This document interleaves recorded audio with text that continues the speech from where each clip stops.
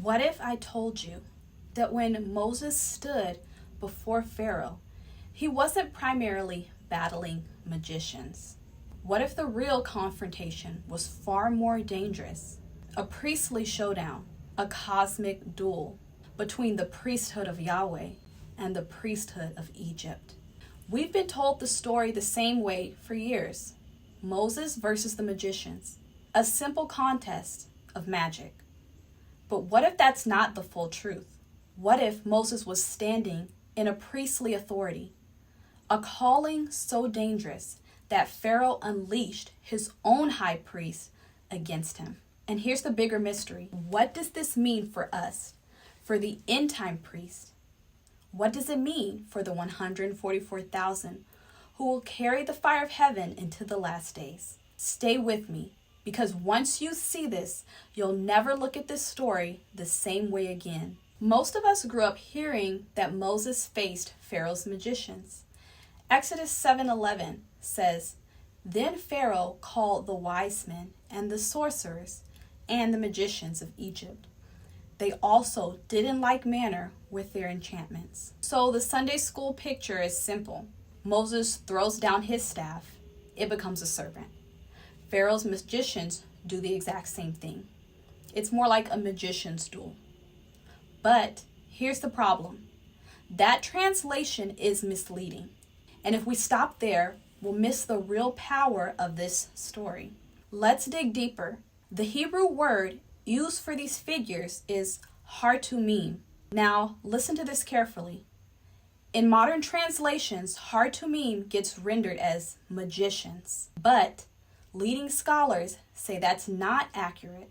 One professor of Hebrew Bible explains, the Egyptian hartumim were not mere magicians, but priests, ritual specialists in the temple, versed in sacred text and divine rites. In other words, these aren't just your average magicians. These were high-ranking priestly figures, guardians of Egypt's sacred power structure. That means that the showdown wasn't a battle of tricks. It was a priestly confrontation. Yahweh's chosen priest against the priesthood of Pharaoh. Moses wasn't just speaking words. He was standing as a rival priest, confronting the spiritual power system that upheld Pharaoh's throne. But here's where it gets even deeper. Moses wasn't just called to be a prophet. His original call was both prophet and priest to Israel, a figure similar to Melchizedek, kingly, prophetic, and priestly all in one. Exodus 4 tells us that Moses resisted God's call. "Oh my Lord, please send someone else." And because of this hesitation, God appointed Aaron to be the high priest. Aaron and his sons took the priesthood, while Moses carried the prophetic mantle. So do you see it? Moses' fear caused a split in what was meant to be unified. But imagine if Moses had fully stepped into his original call. He would have embodied that Melchizedekian priesthood, prophet, priest, and ruler, all under Yahweh. But this raises a question for us. What does this mean for the 144,000, God's end-time priest? Just as Moses was originally called to be both prophet and priest, the 144,000 are not ordinary worshipers. They are consecrated for a priesthood of power and authority. Revelation says they are undefiled, redeemed from among men, and that they follow Jesus wherever he goes. This isn't just about moral purity. It's about priestly authority flowing out of holiness. Think about it. Priests were never meant to be weak, passive figures in robes.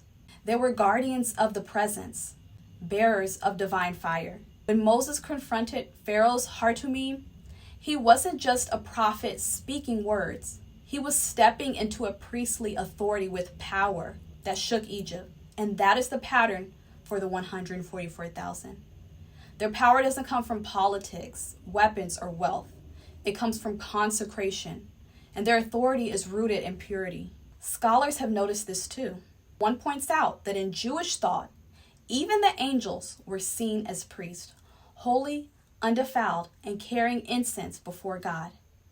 And in Revelation, the 144,000 mirror this angelic priesthood, set apart, radiant, uncorrupted, and carrying the worship of heaven into the battles of earth. So here's the takeaway. End-time priests are meant to be people of power and purity. Not worldly power, but spiritual power and authority. Not corruption, but consecration. The 144,000 show us that in the last days, God's priest will stand in a Moses-like authority, confronting darkness, interceding for nations, and carrying the fire of heaven wherever they go. This isn't weakness. This is priesthood clothed in power. What Moses only partially stepped into, prophet and priest, in one, Jesus fulfilled completely. Hebrews 3 calls him the greater Moses, faithful in all God's house. Hebrews 7 calls him the priest forever, after the order of Melchizedek. Where Moses hesitated, Christ triumphed. And where Moses' role was split, Christ united prophet, priest, and king in one person. And through him, we're called into that same priestly order, a royal priesthood. So what does this mean for us? It means that priesthood is not about robes or titles or rituals. It's about power flowing from consecration. It means if you're set apart for God, you're not weak. You carry a priestly authority that shakes the powers of darkness. It means that like Moses, you may stand before systems that seem unshakable, but if you stand in holiness, the fire of God will back you. And it means the 144,000 are a prophetic picture of what God is raising up right now. A consecrated people, undefiled, uncompromised, carrying heaven's authority in the last days. The days of casual Christianity are over, and the days of powerless religion are over. God is raising up priests of power, peoples whose purity releases authority, and whose consecration carries the fire of God. You are not called to blend in.